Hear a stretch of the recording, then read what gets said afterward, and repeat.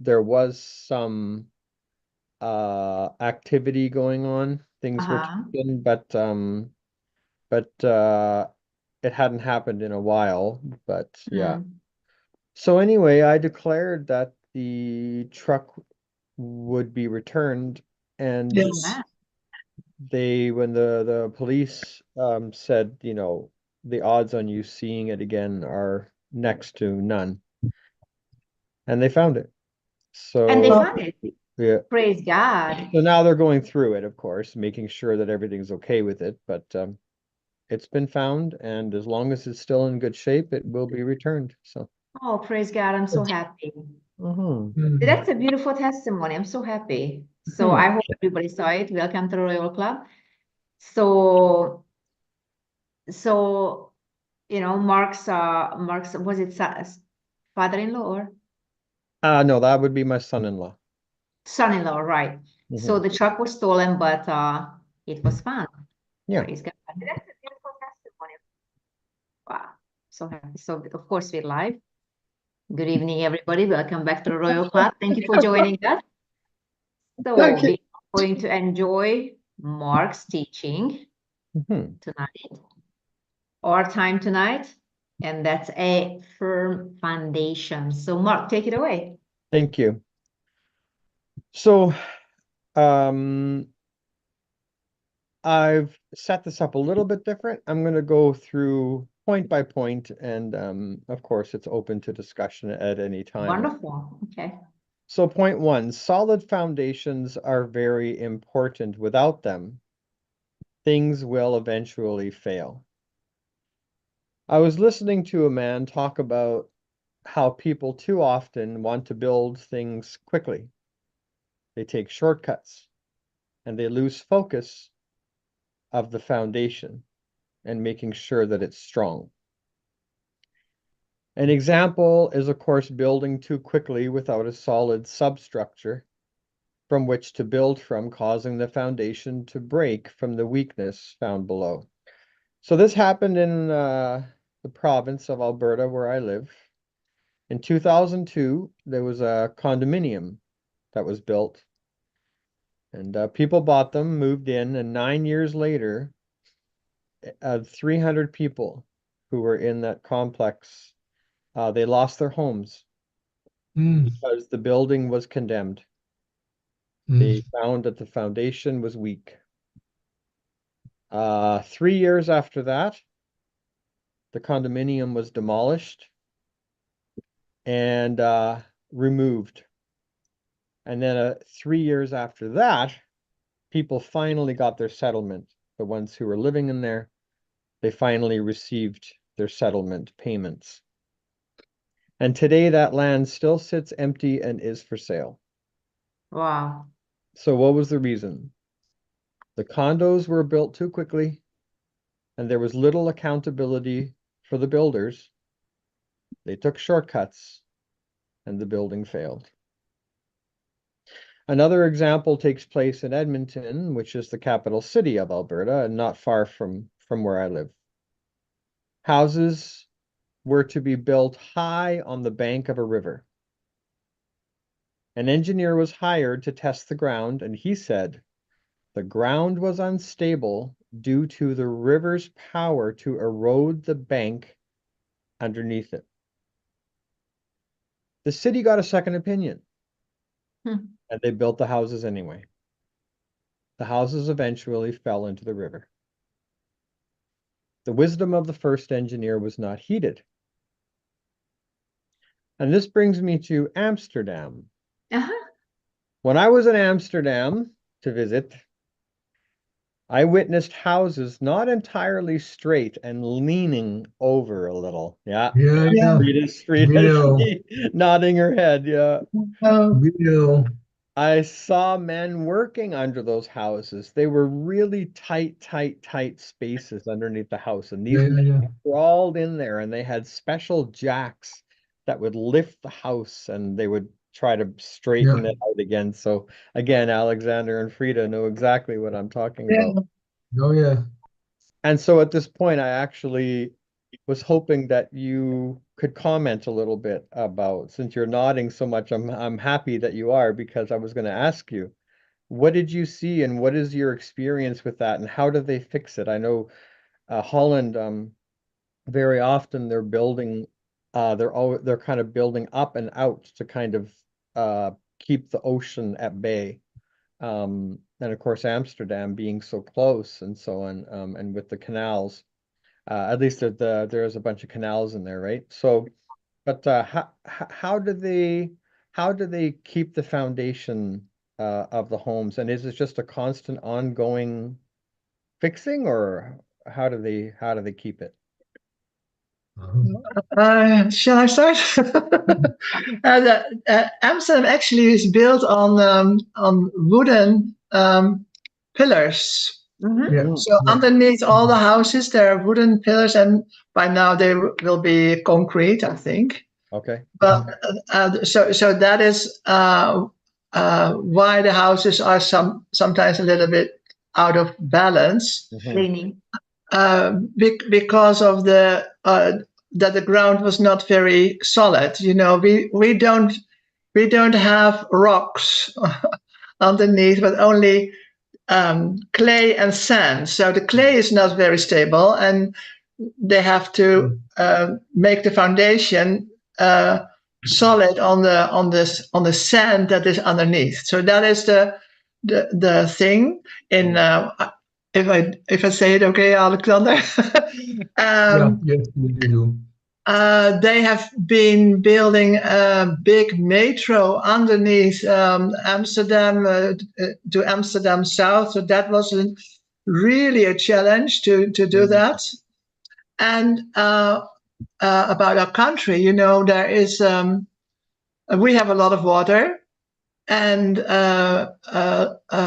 parts of our country, a big deal, is under sea level. Yeah. So some parts 4 meter. Some how parts many? 4 4 meters? 4 meter Yeah. below. 4 meters. Yes. So there are a little higher areas, but where we live near the river, there is we are when the water would come from the sea or from the River Rhine, really like in Spain for I don't know if you know what happened there. Then we figured out yesterday that our house would be 3 meter under the water. Whoa. So that is that we only can live on the attic. Wow. Yeah. So that is pretty. It is always a thing that is that concerns us in the governments. Yes. Yeah, so we make more room for the rivers. So here is we build a dike and then make Alexander was part of that decision making. Okay. And also when the sea level is rising, then there's another challenge because of the in the west part of the country. So okay. And water level under the ground have to be in sort of pile so that the wooden things will be wet always. yeah, the So wood they has to stay wet. To stay wet. In Amsterdam. In Amsterdam. Oh yeah, so that it doesn't rot, you mean? Yeah. Yeah. Wow. Well, thank you. I appreciate that. I was hoping you were going to be here and give some input. Yeah. Yes, a very special country we live in. Yes. So point 2 now is good foundations will last. So the examples I shared were about physical structures, but what about people? So I met a man, well, before I say that, I used to go to, I don't think it happens anymore, but every year there was a gathering of people and they called it Missions Fest. And the idea was that people who had missions around the world could gather together, collect thoughts, discuss things, have workshops, share, and encourage one another, and of course, invite others to help them with their missions around the world. So this man had a workshop, and he trained missionaries to travel around the world. And he said the reason he started it is he was tired of seeing missionaries fail. Yeah. He wanted to find a solution to this problem. And what he noticed was that most people who were sent out were given 2 weeks of training and then sent out to the nations. Yeah. And due to this little training, they failed. Yeah. They would often blame themselves. Mm-hmm. And this man would take them in and mentor them. Mm-hmm. And he said that anyone could fake being nice for 2 to 3 weeks. But once he heard them begin to bicker and argue, this is when the training would really begin. Yes. I thought that was so wonderful. Yeah. He would teach them life skills, how to endure hardships, how to work together with one another, and how to complete tasks as a team. His heart was about helping people succeed by giving them a solid foundation to work from. Yeah. This is where Princess Rika, I wanted to pick on you a little bit. You said, now I might be wrong, but you said you worked for YWAM, was it? Or which Yes, I did as well. Many Um, mission organizations, but especially YWAM, yes. what did you find worked to equip people for success? What, maybe just name 2, maybe 3 things that In what they kind of taught us in YWAM? well, what I mean is, yeah, that you would teach people, wouldn't you? Would you mentor people or teach people, or what part did you play in YWAM? Well, first I went through the DTS, the Discipleship Training School. I lived in Vienna at the time, so that's where I did my discipleship training school. And then, of course, I moved back to Hungary, and it was around the time when the regime changed. It was 1990. Mm-hmm. So by the time I went back, communism was no longer the regime. It was basically democracy. Mm-hmm. So, and then all the missionaries were able to come in, YWAM being one of them. And since not too many people were fluent in English, I was used as a translator on the streets or wherever we went or traveled around, or I worked with many mission organizations, but YWAM was one of those. Yeah. So I personally didn't teach. I was just translating. I was very young at the time, obviously. Okay. And so I wasn't part of the staff that way, but I was translating. As you were translating, did you witness anything that really stood out to you as what was successful in helping people build a foundation that they were successful in life because of what they learned, or you didn't really notice anything at the time? Well, we had actually I was only one of the leaders, even if not officially, because not too far from where I lived at the time, we have started, or the Americans started like not a church, because we worked with many churches, and that was like a bottom line, that we did not want to be a church, because YWAM is not a church, but we Yes. we wanted to make sure that nobody steps on anybody's toes, basically, the long and short of it. And so we worked with many churches in Hungary, and we had a small group, and it depending on how many people would come, but we had a core team, and the core team was trained. So I was trained also after I did my DTS. So because we went out and we helped the homeless, we helped a lot of people. So it was wild times, really, because we did a lot of outreaches. And as I said, the regime changed and everything was different. Everything was all of a sudden allowed, and people were not used to having Westerners coming into the country to that mass You know, Yeah. the Iron Curtain went up and everybody just flooded the streets, and you're allowed to do evangelism, which was not exactly allowed before. Of course, you had to have permit just to occupy the streets, but then we did that as a lot of times. So we used pantomime, we used singing, of course. So we used, and all this thing was very new here at the time, 30 plus years ago, in 1990 and the early 1990s, I should say. And so people were coming to the Lord very, very much in droves, really. They coming and they would be kneeling on the streets, you know, something that was, they wouldn't do now because they are too Westerners, I suppose. But at the time, it was just suddenly everything was different and everything was new to the people. So I don't know if the foundation was very much focused on. It was more like gathering people and getting them saved, you see. So YWAM, in my opinion, would not be, with my experience, wasn't really, it may not have been a very good example for foundation or something, because they really trained the people for missions. Not so much being a pastor, because that wasn't their thing. Yeah, so but of course the word was taught. Obviously you can go around it. Obviously the Bible was taught, simple messages were taught, which is, I think it's a good thing for new believers. And we were there to help them, not to be taught by them necessarily, but to help them, because we were able to communicate with the people being locals. So yeah, discipleship wasn't really happening. Because that would be on a different level. That's true, yeah. That was my experience. So we were basically always mission focused. Yeah. So you don't have to be on a very high level to reach out to others. So that's basically. Alexander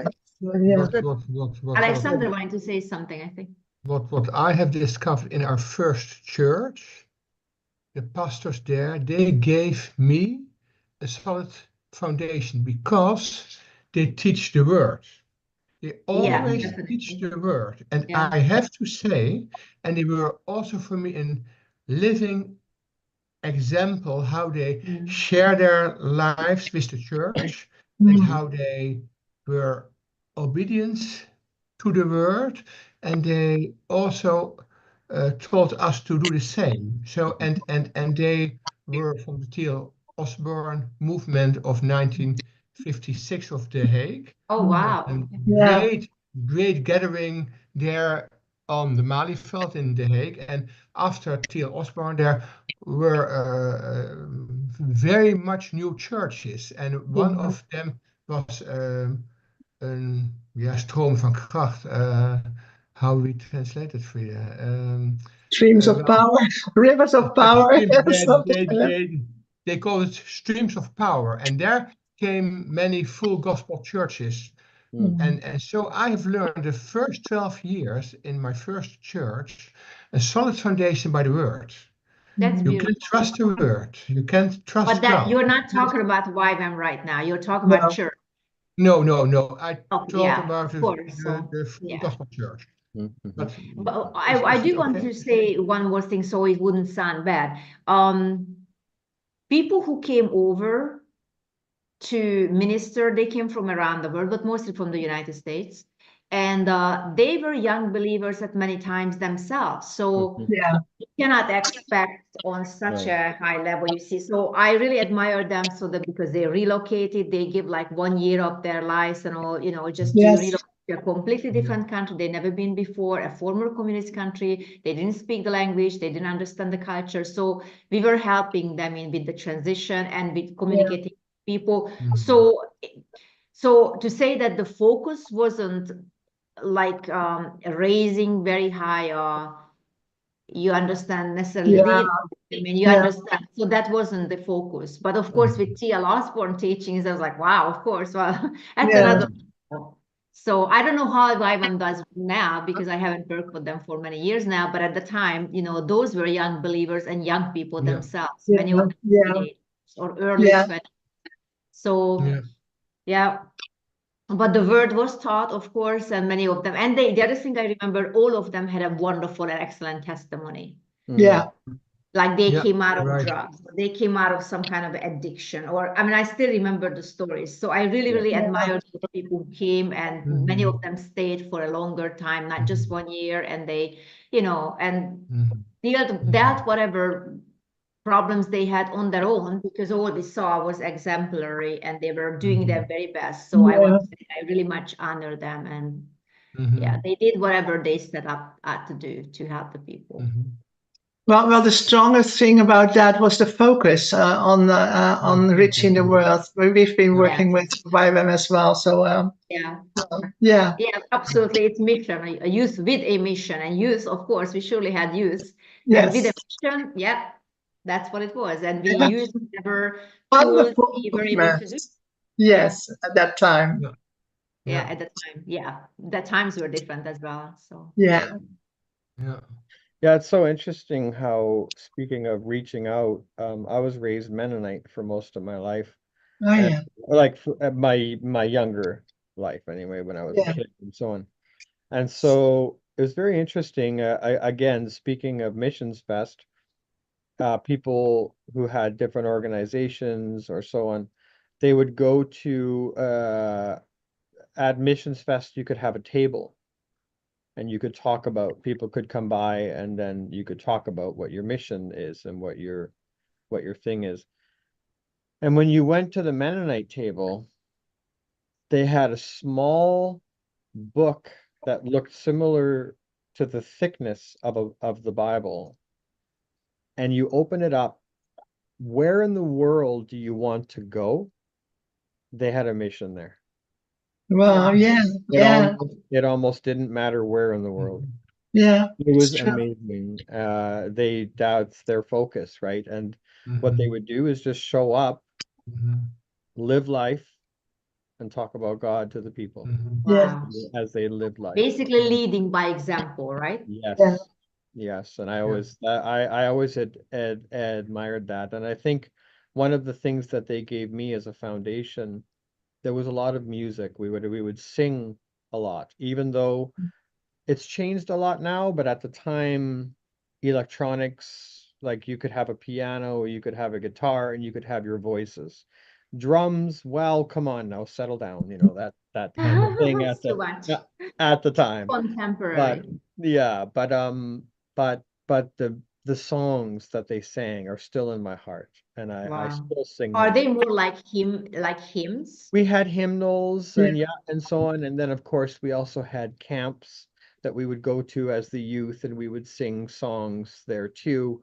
And a lot of those kids songs, I still remember in my heart too. So yeah, That's it's very wonderful oh and yeah, it was wholesome. such a good time Wholesome. for sure. Yeah, I have a lot of good memories and even now, like I say, I just carry that on. So that is to me a great foundation Mm. in my life, and I'm able to pass that on to people. Like Yeah. almost anything somebody says, there's a song that'll pop into my head, and I Wow. and I can sing it. So yeah, and I think music is just so foundational to yeah, everything. Okay, so I'm going to continue here. The Bible gives us insight into what we should be looking for. Hebrews 11:9-10 from the Passion Translation, speaking of Abraham, says, he lived by faith as an immigrant in his promised land as though it belonged to someone else. He journeyed through the land, living in tents with Isaac and Jacob, who were persuaded that they were also co-heirs of the same promise. His eyes of faith were set on the city with unshakable foundations, whose yeah, architect and builder is God Himself. There is no greater foundation than God Himself. amen. Um, are you still there? Yeah, you are there, Princess Rika. I think you were Hey, almost I'm here. frozen for a moment there, yeah. Okay. Yeah. Point 3. God created everything. It is of great importance that in everything we do, we build upon the principles and truths of his word. We already just talked about that just a moment ago, how important the word of God is and his truth, and that is the main foundation that we should be building upon. We build upon God himself because we are created in his image and likeness, and as he is, so are we in this world. Colossians 1:15 and 17 says, Christ is the visible image of the invisible God. Everything was Colossians 1. Sorry? Yeah. Colossians 1. Yes, I'm sorry. 15. Colossians 1:15 Yes. 15. and Thank you. 17. Yeah. Pardon me. Yeah. Christ is the visible image of the invisible God. Everything was created through him and for him. Yeah. He existed before anything else, and he holds all creation together. It would be quite silly to not use or to not value God in everything that we do, and be sure to not only invite him and include him, but it's so funny as I was thinking about that, oh, we invite God and we include him in everything. Okay, are you making the decision and saying, God, I invite you into this de decision? Or am I saying, God, what decision should I be making? So just to kind of, yeah, it's just very Yes. interesting how easy that can be flipped. We need to always be conscious of putting him first. Point 4, beneath the surface of everything is a realm we seldom see with our physical eyes. This is where we build from. Colossians 2:6-7. In the same way you receive Jesus our Lord and Messiah by faith, continue your journey of faith, progressing further into your union with him. Your spiritual roots or foundation go deeply into his life as you are continually infused with strength, encouraged in every way, for you are established in the faith. You have absorbed and enriched by your devotion to him. Point 5, know God's will for your life and you can build with great assurance. 1 Thessalonians 5:14-18. We urge you to warn those who are lazy, encourage those who are timid, take tender care of those who are weak, but be patient with everyone. See that no one pays back evil for evil, but always try to do good to each other and to all people. Always be joyful. Never stop praying. Be thankful in all circumstances, for this is God's will for you who Amen. belong to Christ Jesus. And a gentleman was discussing this scripture, and he says, so if I'm a musician and I hurt my hand and I can't play, like the guitar or something, and I've made this my focus, that music is the will of God for me, and now I can't do it, have I failed? No, of course. No, because your focus in that case, in that instance, your focus was wrong. But This also is you God. are music. Sorry? Also you are music. Right. You are worship. It's not what you do, but it's who you are Who and the you energy are. of your heart. So really it hasn't, because I personally don't play any instruments. I'm hoping that, or at least not well. So I'm hoping that at some point I will, but and I have plans, but so am I not a worshiper because all I can do is sing? I mean, yeah, or some people can't sing because they can't carry a tune. So are they not worshipers? No, of course they're worshipers. Yeah. Exactly. So really, it has nothing to do with the singing or music. Worship doesn't have anything. It's just, maybe you wanted to touch it on later on, so I don't want to say. No. This is exactly what's happening, is exactly what I wanted to happen. Yeah, So good. Okay. go So ahead. yeah, people should not be limiting worship to singing songs or music or dance or something, because your whole life is a worship, is it not? Mm-hmm. Yeah. That's right. So yeah, let people feel encouraged not to limit God or limit yourself Mm-hmm. for that matter. Yeah. Because a little child can, a baby is worshiping God just by living and just playing, and and they have no concept at that time about worship or music or something. They obviously can't carry a tune, but they are worshiping God just by, and also nature worships God, Mm-hmm. just by Mhm. flowing. The animals worship God by existing and coexisting with each other and playing with you. It's all worship. Our whole life is a worship. Yep. Mhm. Music Absolutely. and singing and all that is just one form of expression of worship. That's right. Exactly. Yeah, and I do find that too often, and I myself did this for a time too, and I've come to realize that that is an error. I love how um Her Excellency Faith Weirimu will say that that is an error. I love that so much.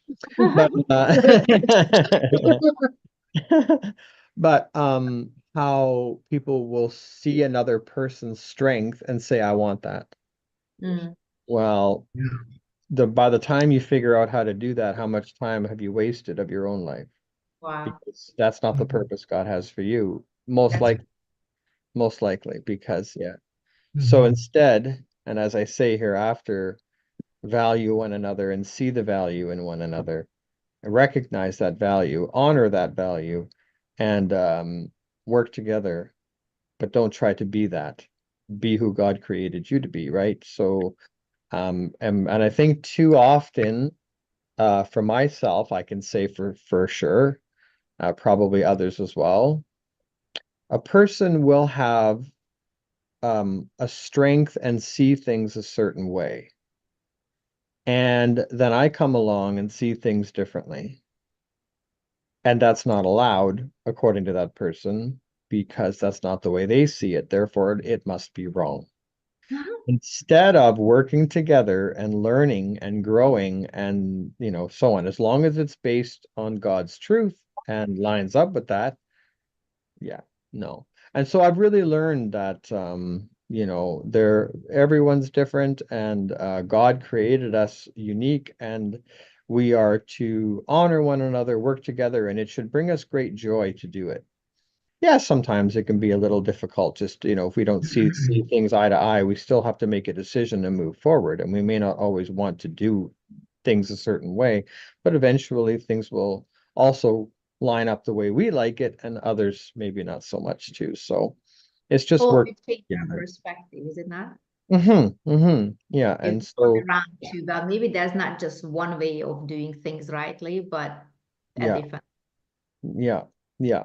I mean, even in messages that uh I'll hear, I may not always agree with it, but there was a lady, very, very wise, um, May Weir. She has passed on, and she was probably one of my favorite people to be around. I just absolutely loved her so much. And she said, you know what, Mark, in any message you hear, you can always learn at least one thing. So Wow. always pay attention.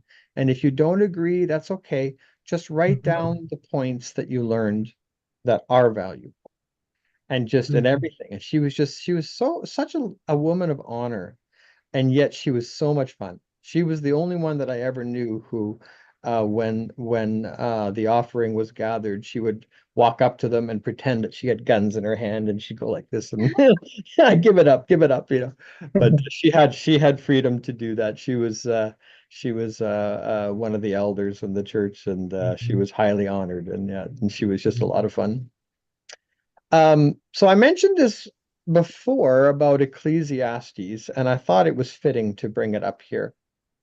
Ecclesiastes 5:18-20.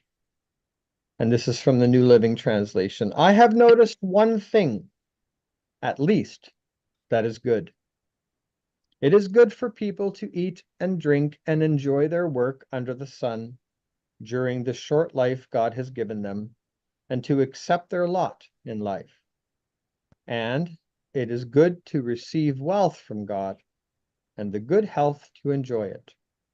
To enjoy your work and accept your lot in life, this is indeed a gift from God. And God keeps such people so busy enjoying life that they take no time to brood over the past. And I thought that was such a good way. Ecclesiastes can be almost seem such a negative book. It's just very realistic, but it is one of my favorites. Whenever I read it, I'm uplifted. I have met Yeah. many people who say, why would God even put that in the Bible? Like, I don't know, this thing is just so negative. And I go through it and I'm just lit right up. I'm like, well, maybe because I'm a very realistic person. I Yes, look you at this and I'm just like, are. yeah, it just it Right it down just your alley. it just makes sense. Yeah. So then, and then he brings out these points. He says, so then what is the point? What can we do that is good? So, and the conclusion then that I have is when we know who God is, we know who we are, not apart from him, but in him and by him and through him. 1 Corinthians 13 says, love never fails. God is love. Love God and love the people he created. See the value in one another. We all were born with nothing and we will leave with nothing, yet in him we lack nothing because he is our everything. And at that, I opened it up to discussion, even though we've already had a pretty good discussion. I love the interaction. Yes, that's beautiful. That's very, Thank very, you. You're thank welcome. you Thank so you. much.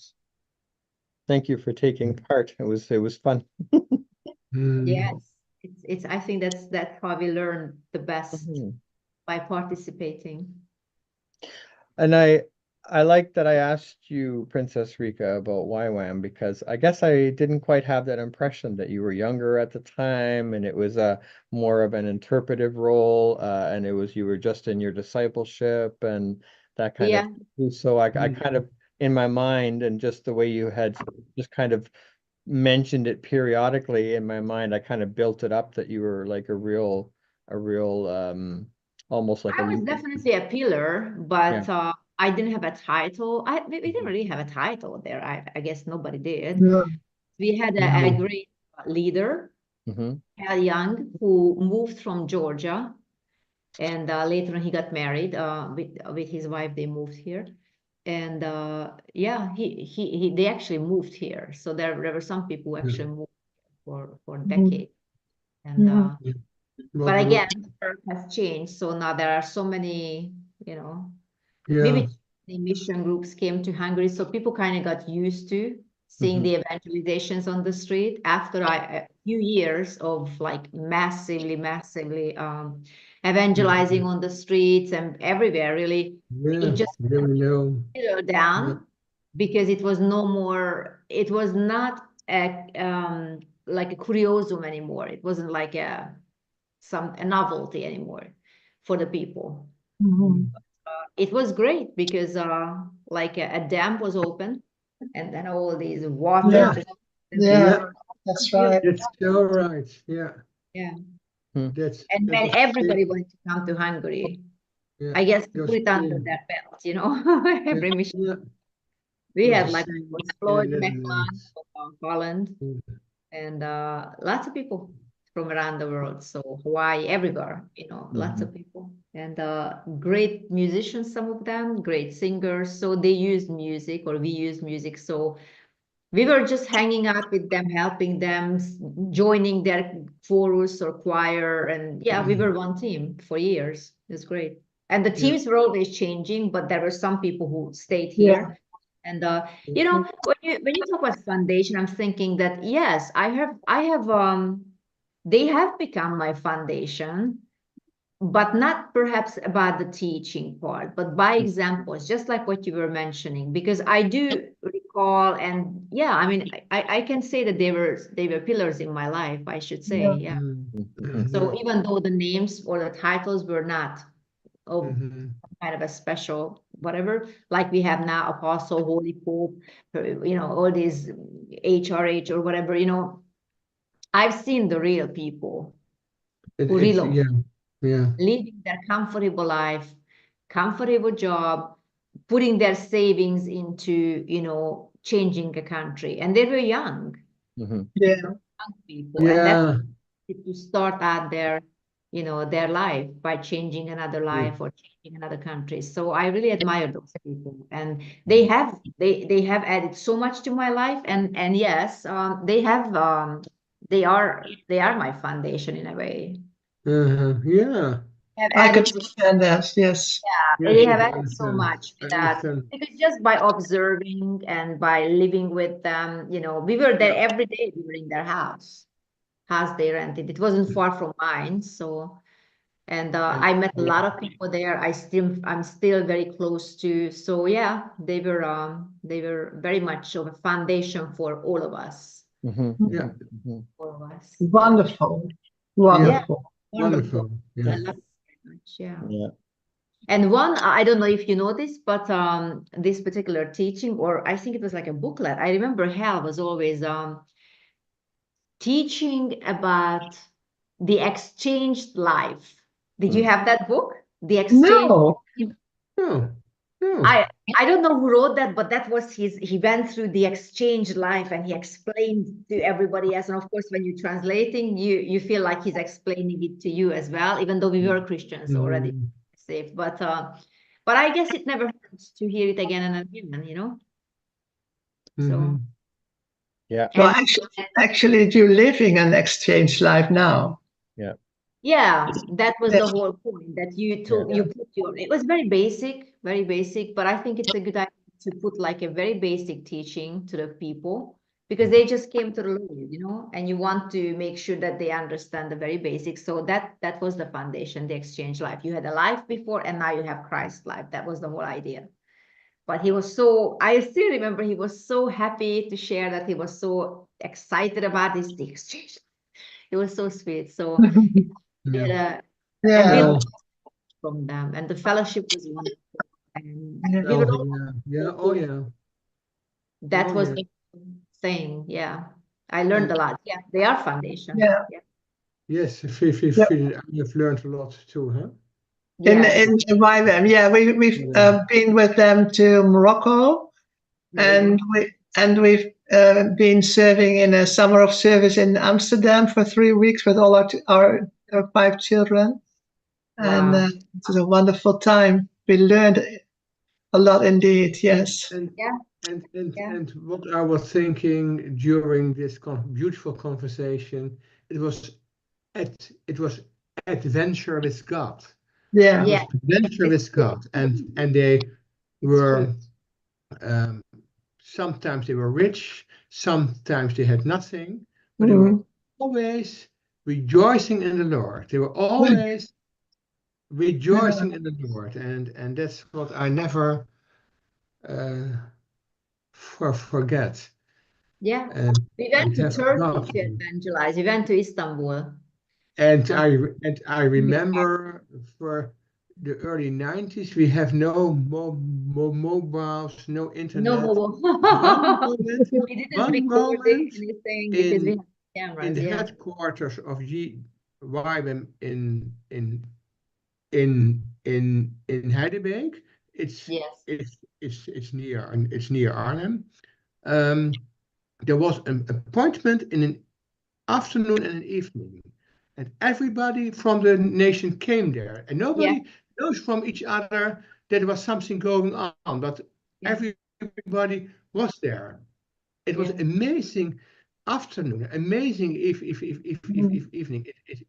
It was spirit led by the Holy Spirit. It was so beautiful, and I have experienced such a love and such and also such a discipline to Yes, serve. yes, it's true. They have very much discipline. Yeah. Yes. Yeah. And this, what you mentioned, this living together is very strong. I think this is also very strong to live together and to share your life together.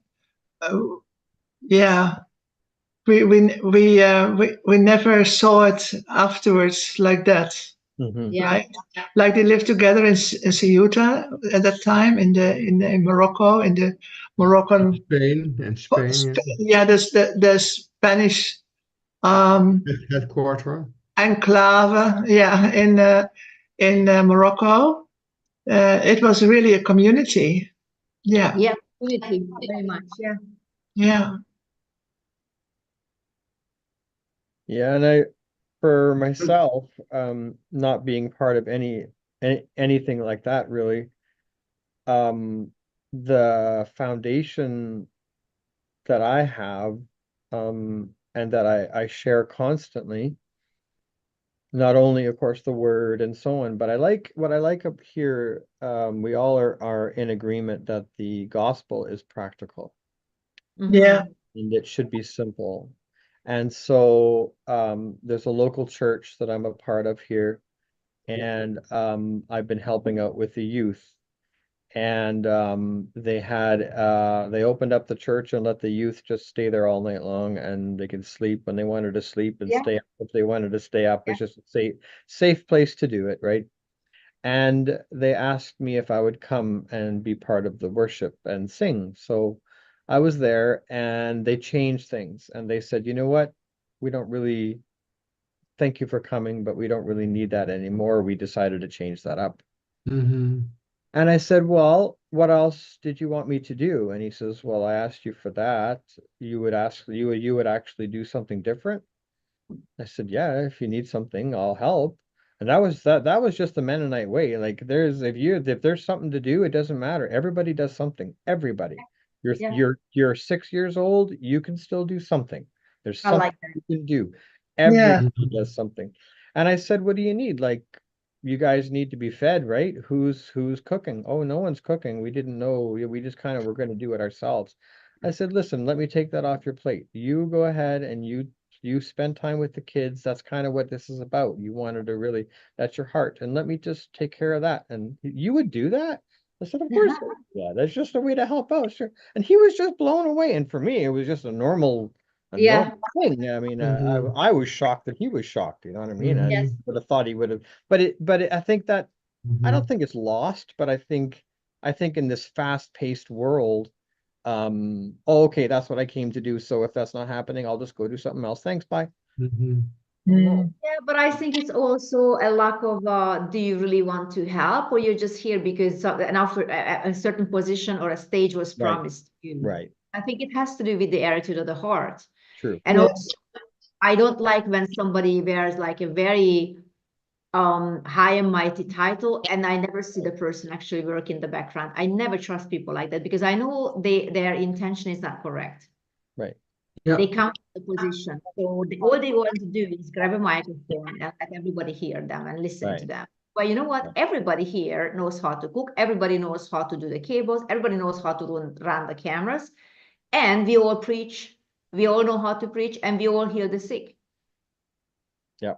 So, and I think that's how it should be, because That's why would any task be too small for you? Mhm. Because you have a big title. Number one, who gave you that title? Yeah. So even that's so it's like I believe in serving your way to the top, but at the same time, I don't think anybody should be beyond serving at certain True. point. That's right. Yeah. So obviously you want to give people the opportunity to serve. Mhm. And if you're the only one who can preach or heal the sick or whatever, obviously you don't want to do cables. In fact, you shouldn't be doing cables at the time. But when time comes, you know, need be, like Apostle, I've seen him over and over again doing cables because number one, he's the best at it, you know, how to hook up the cameras. He taught me, he trained me. So Yeah. it's not beyond him to do cables, but obviously his time is better served or better used, Yeah. you know, healing the sick, raising the dead. Mhm. But it's not beyond him to serve or to, No. you know, do whatever it takes. But I've seen people over the years that I have never seen serve. Right. I have my doubts about them because why do I never see you arranging chairs or doing cables or learn? Oh, I don't know how to run the camera. But guess what? Learn how to run the cameras. Yeah. You can't say, you know, I'm not going to do anything because I don't know how to do it. Well, would you like to learn? That's the only question.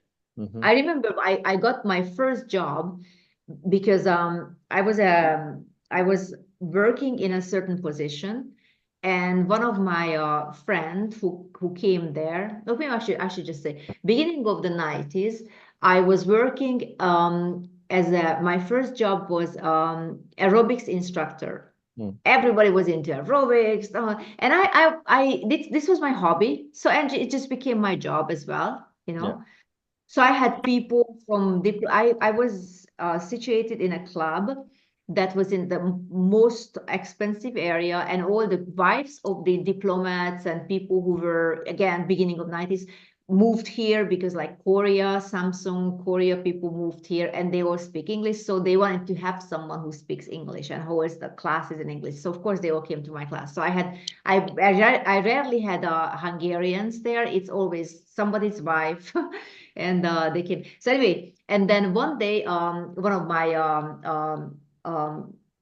guests said, you know what, my husband is looking for a PA, a personal assistant. I said, well, you know, what do you need? You know, just go in and then he's going to interview you. Well, he was the head of the Samsung factory in Hungary, just came into the country, as a very big position. He was the marketing director, and I became his PA like this. And I still remember his words. I told him, because I was very honest, I said, you know, I have never done a PA position before, and I don't know how to do this and this and that.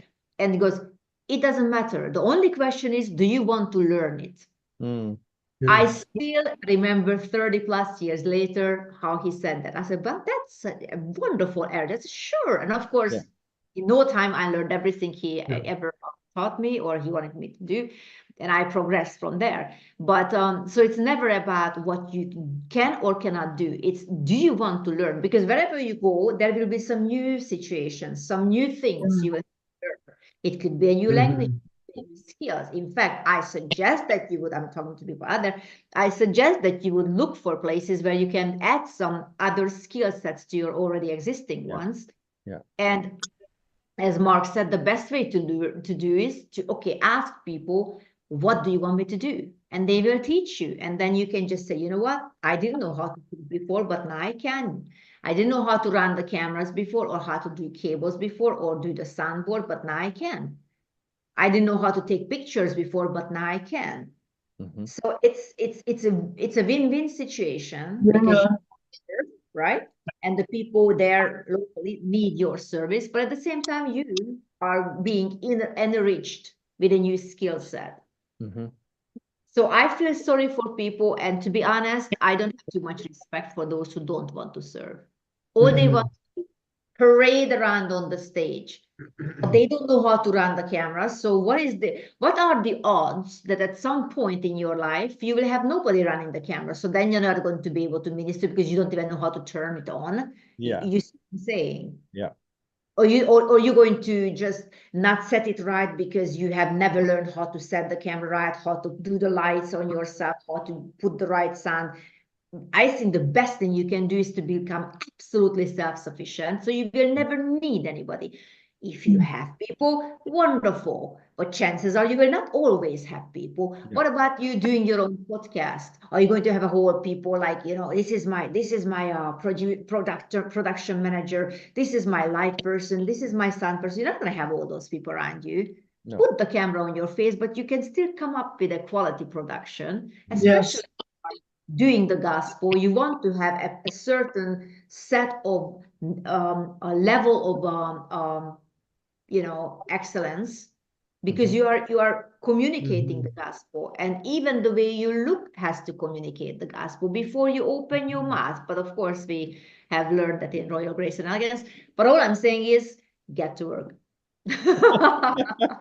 Amen. Yeah. Yes. Don't be stupid, because God will not use you if you want to be stupid and lazy. He will just give that position to someone else. Yeah. So right. Yep. Yeah. So Yeah, right. so that day I made fries and chicken nuggets for all the kids, and then I told them I was going to come back in the morning and make pancakes. 'Cause I said, "Who's making breakfast?" Wow. He said, "Nobody." I said, "Well, did you want me to make pancakes?" Oh, you would do that too? And All the again, like, children, yeah, I so much enjoy doing those kinds of yeah. things, helping people, like Annette too. That's one thing that she and I both do all the time. Whenever she gets somebody a gift, she doesn't want to give them a trinket. She wants to give them something practical. Yes, Kids will be like a little craft, and then she'll do the craft with them so she can spend the time with them and I teach like them. that. Yeah, so she's always trying to instill value. We have a residential cleaning business and she runs the whole thing. And she's had people come and go, come and go. It's just one of those types of jobs where there's like, people stay for a short time. And she was getting a little bit frustrated. And On the sand that is underneath. So that is oh, the so but and so what she asked was, the question was, what about the Ukrainian people? There's so many Ukrainian people coming in. They have a community. I wonder if they need work and so on too. Well, that has been the best move that she's made. Boy, these people really appreciate the opportunity, and she values them. She treats them so well. And they just love her, and she just loves them. And it's the value that she instills in them. And she says, "What did you do when you were back in the Ukraine? And what do you want to do now?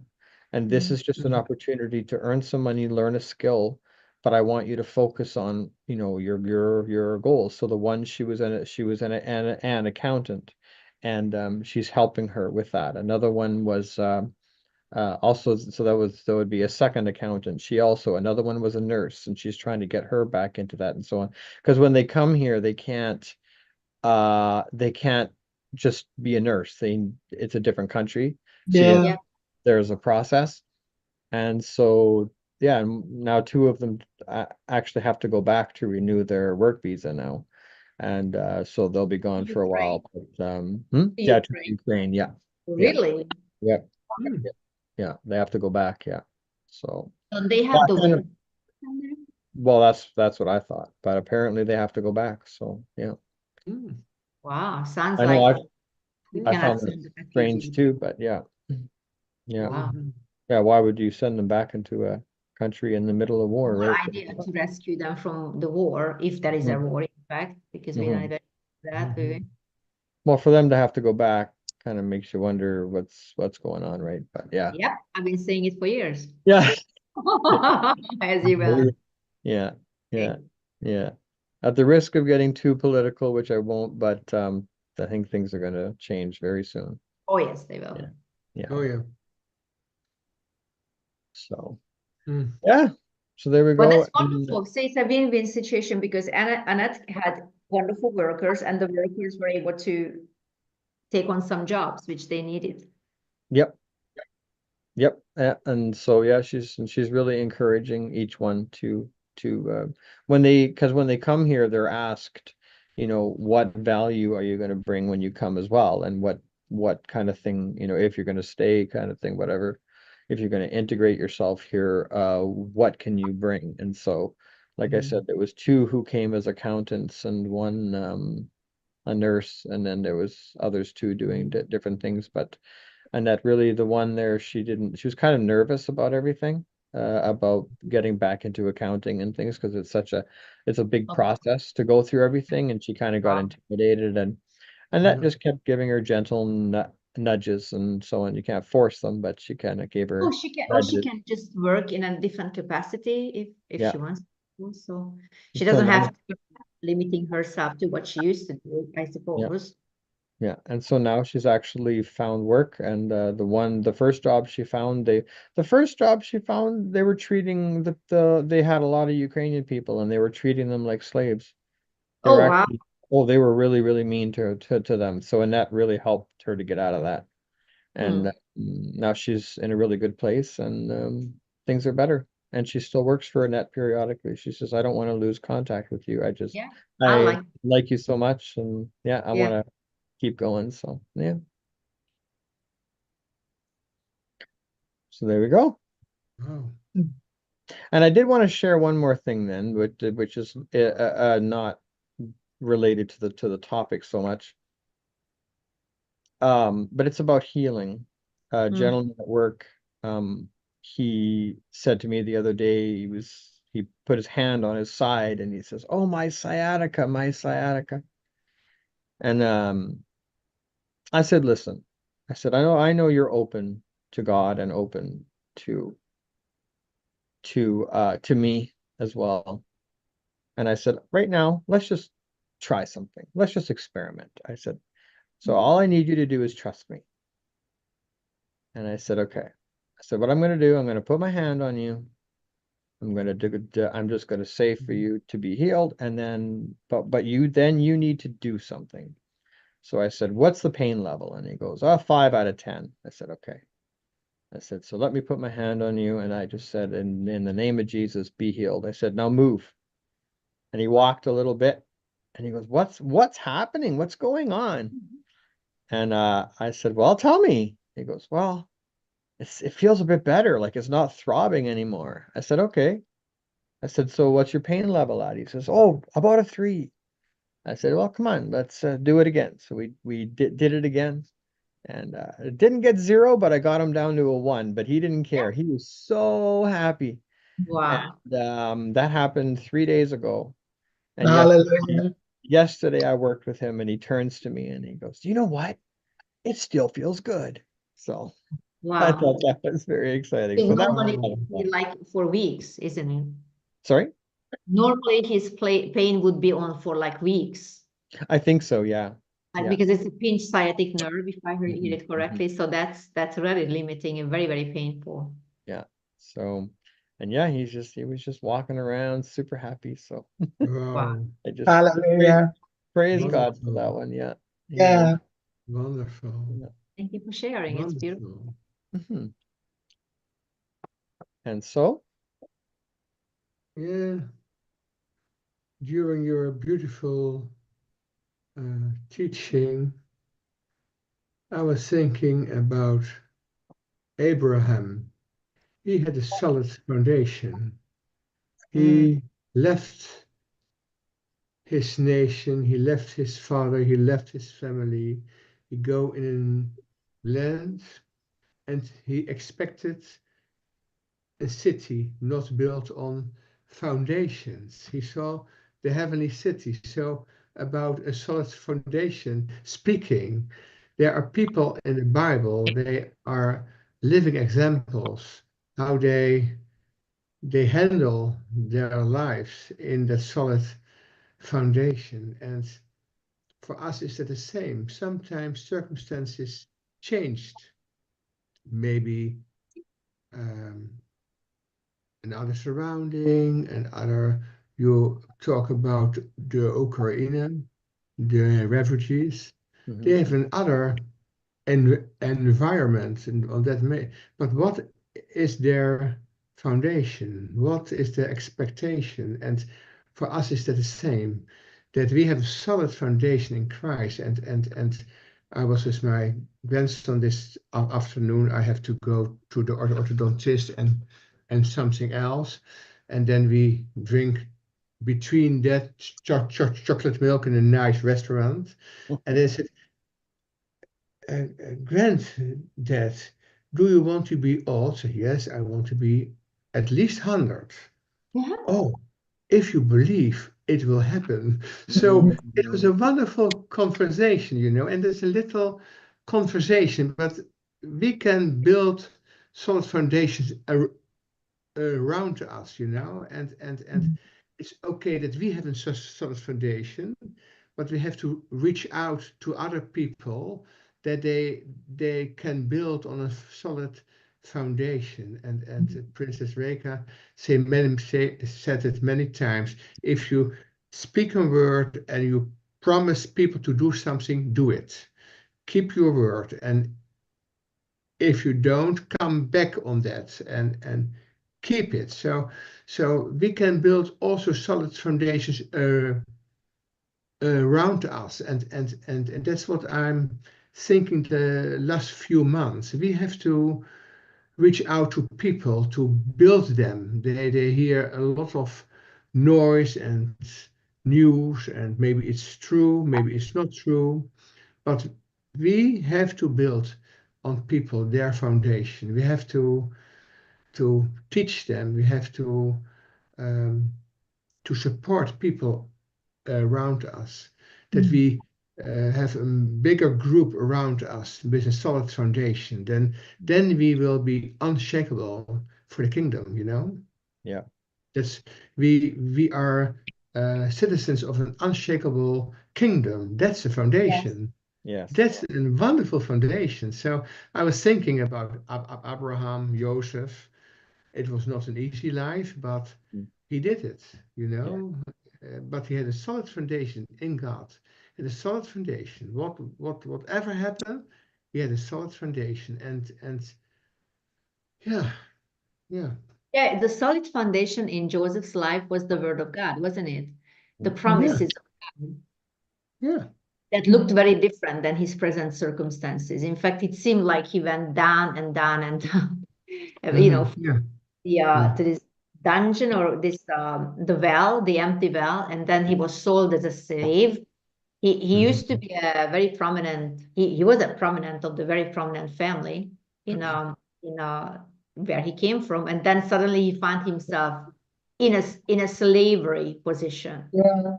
Then Yeah. from there he went to the prison for not wanting to commit a crime, and then immediately, I mean not immediately, but after a few years, doing very diligently also in the Yeah. prison. Yeah. Everywhere he was serving diligently and holding on to God's promises. And from one minute to the next, he was in the palace. And from that Yes. point on, Yeah. he was there.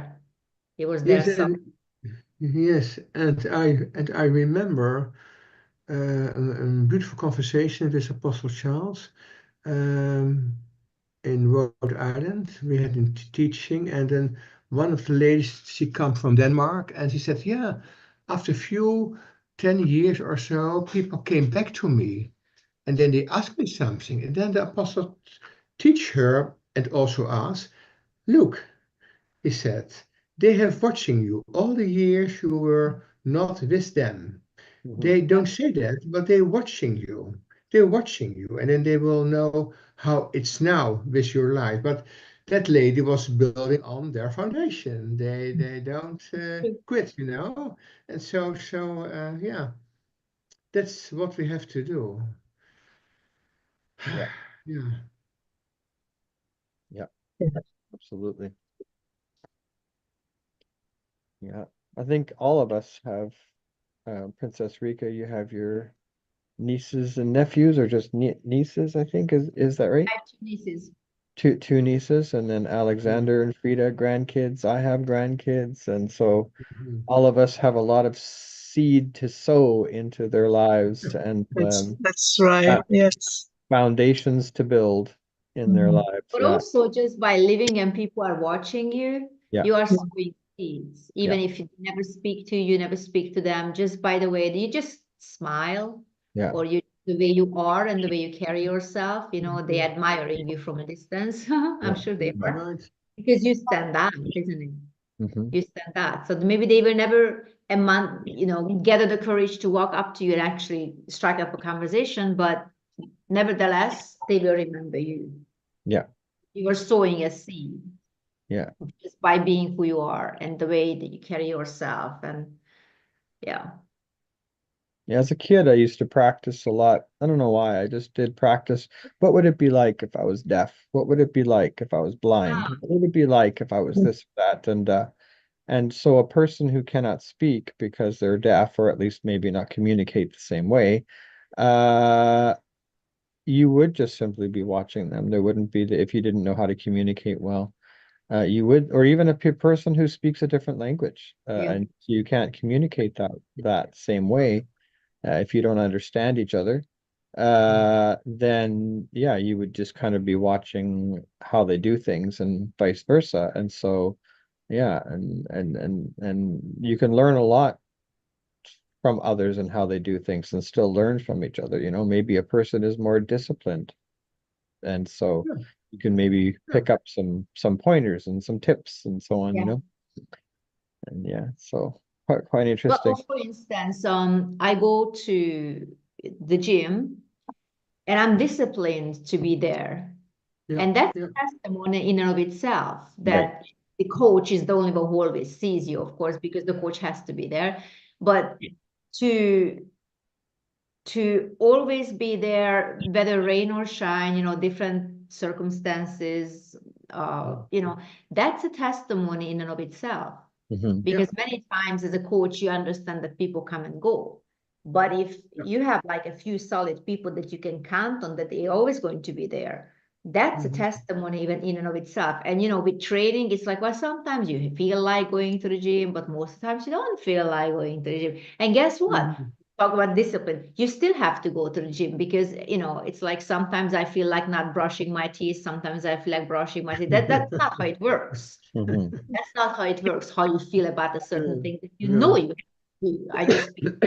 But I mean, you know you have to do certain things even if you don't feel like it. Like you have to clean. If you have a very good example as your mother who always cleaned the house, made sure that everything was ironed or the food was on the table, that's the thing you carry on as someone else's wife later on in your life, isn't it? Yeah. So that's a seed your mother sowed into your life, the discipline. Yeah. Especially, obviously, you guys had a lot of kids.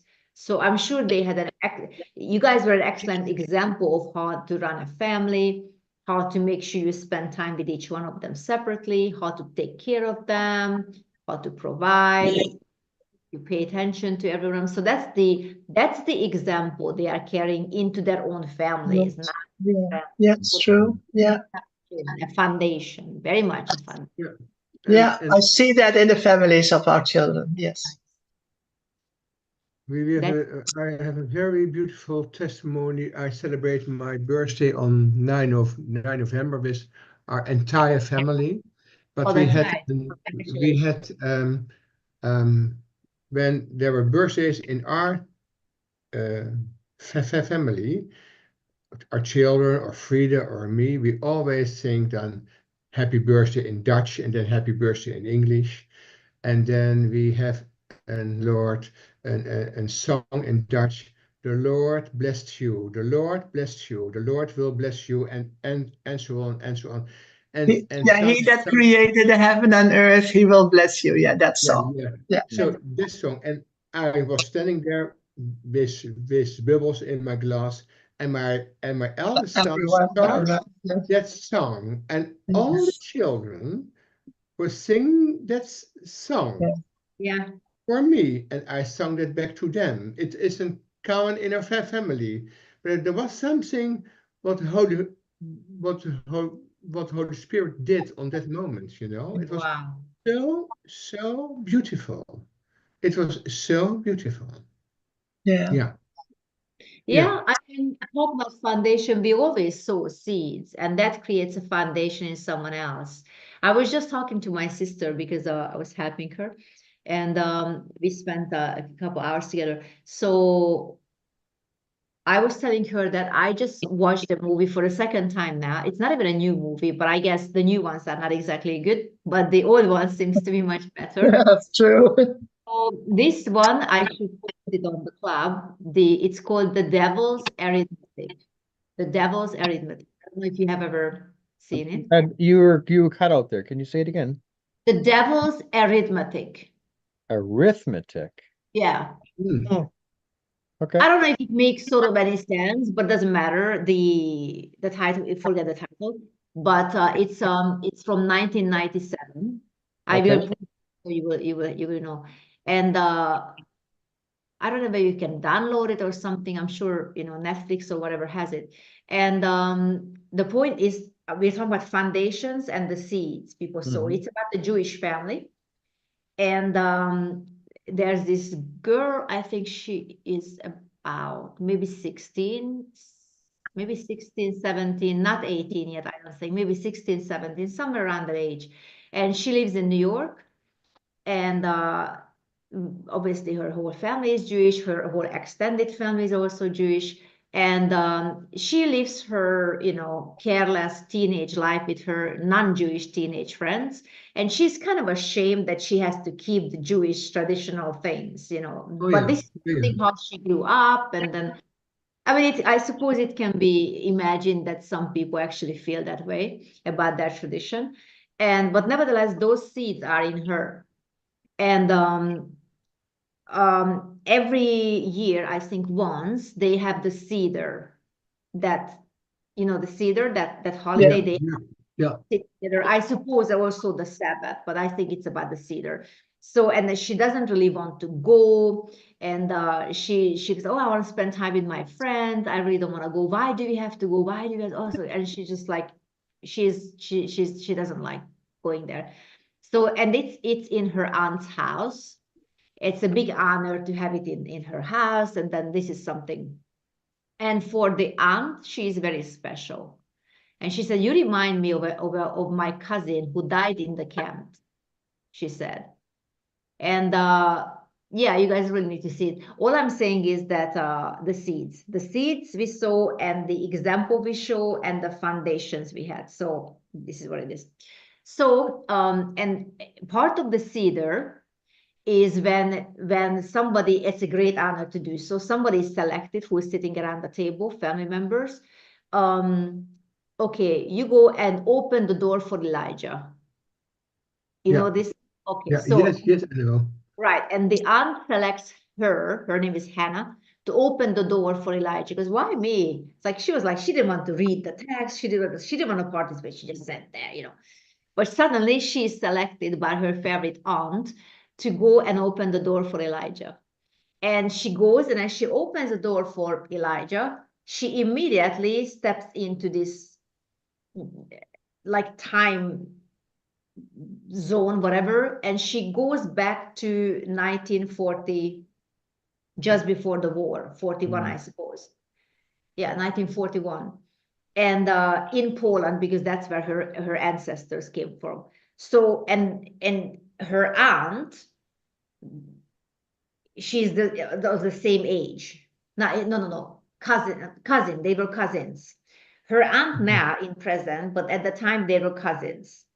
And she said the story is that, yeah, you just woke up because you were I think she had like high fever for like 3 weeks. She almost died. That's what the people tell her there.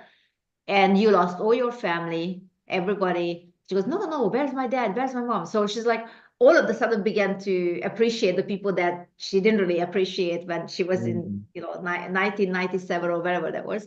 So now she's back in 1941, just before the war, just before they were carried away to the concentration camps. But see, she knows what's going to happen. The people around her doesn't. And she's desperately trying to remember all the things she has learned from her parents as foundations and the seed that she has been given, but she didn't appreciate and didn't even pay attention to. But in those situations, it becomes literally life or death. Because if she's able to remember the things that she was told as repeatedly, oh, remember the camps, oh, why are you talking to camps, you know, what about the camp? She didn't understand why camps, you know, didn't make any sense to her emotionally because she never lived it through. But the people who lived it through, they were desperate to sow seeds into her lives so that she would remember. It was kept telling her, you need to remember, you need to remember, you need to remember. That's what they were telling her in today's age. And she goes, why do I need to remember? I wasn't even there. I don't need, well, you need to remember. And when she gets back into this time machine sort of situation, then she really understands, yes, I need to remember. I wish I would remember what my aunt said. And because at that time it was very important. So they are carrying away, they are being carried away to the concentration camps. And she knows how this will end. In fact, she knows whose family member will survive because obviously she meets them here, but she cannot tell them. She can just help them how it's absolutely, it just really stays with you. And this is the second time I'm seeing it. I've seen it like maybe 10 plus years ago, but I just felt to watch it again the other day, and it just stays with you. So I really suggest that you would watch it. And how important those seeds are that you were given and you were sown at some point, and the foundations you had, and at that time you didn't appreciate it. I can watch the movie. It's fascinating. I'm not going to tell you how it ends, but it's a serious movie because she had this careless life, being in downtown Manhattan, being part of a rich family. But see, everything was built on the suffering of those people, her ancestor that she knew nothing about. She was just careless, and she didn't take care about the seeds. She didn't want to remember. She didn't care about the traditions. But there, it became extremely important. So just one thing, in the concentration camps, obviously people were separated from each other, and many were shot right away, and horrible. And she kept them alive with the stories that, oh, the future is going to be like this. Of course, nobody believed them. Oh, you have a very vivid imagination. Please tell us more. And her stories kept those people alive. How important it could be. Some of the things but others don't. Maybe it means nothing to you now, but a point and a time can come in your life that those things that you were given, sowed as a child maybe, or as a tradition or something, seeds, foundation, can be very important for someone else or for others. So the things that you were given, keep them to yourself. Keep them and nurture them, because at some point you will have to give it to, and it will save lives. So regarding the cedar, she didn't want to go to the cedar, but in the concentration camp, that's all they had. And she goes, Rabbi, because they had to work, and say, Rabbi, what? So tell me about cedar, how to do the cedar. No, you can't do the cedar because you have a tradition. But now all we have is the women, so I have to do the women. I have to play the part of the rabbi. Goes, okay, I give you my blessing. You can do that. So, and because I want to hold the cedar because I know it's so important for those people. And then she was desperately trying to remember, we have to light the candles. So all these things, that tradition and foundation was in her life that she never really cared, never paid attention. It was a lifeline to those people at that time. And really, it just give them life at that time. You really have to go through this, because it's almost like you're walking through a desert and you finally see a drop of water. It means nothing to you now because you have so much, but in the desert, that drop of water can be fascinating. You have to watch that movie. Yeah, it is on YouTube. I saw it. Really? The whole movie? Yeah, 98 minutes. Oh, wonderful. So I'm happy. Yes. I'm going to send the link to my sister as well. You watch the movie now? It's on YouTube, yes. Praise God, you watch it. It will stay with you forever. So anyway, I will watch it. You will. She was able to use what she has learned, even though it wasn't important for her, but she was able to save people with that. And and because she knew how this whole situation will end with the camps and all, nobody else knew, and she didn't want to say, she was able to save her cousin's life as well. They didn't know what's in those places, where the gas chambers were, but she did. So anyway, it's just fascinating. So putting into our world and our things that we know how to do it, I'm often reminded of the Sunday schools that I went to, or I was rather forced to. That obviously was, to me, is like, okay, I have to do the Sunday school. But today I remember some of the things, very simple things that I was taught. And I'm guessing I'm not the only one.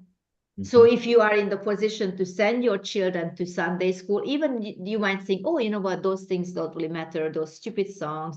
No, they will matter at one point to that child, just like it matters to me.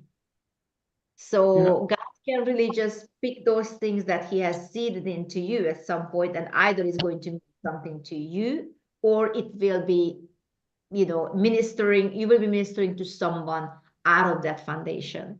So foundation is important. That's what I want to say. Mm-hmm. Very important. Wow. Very important. Wow.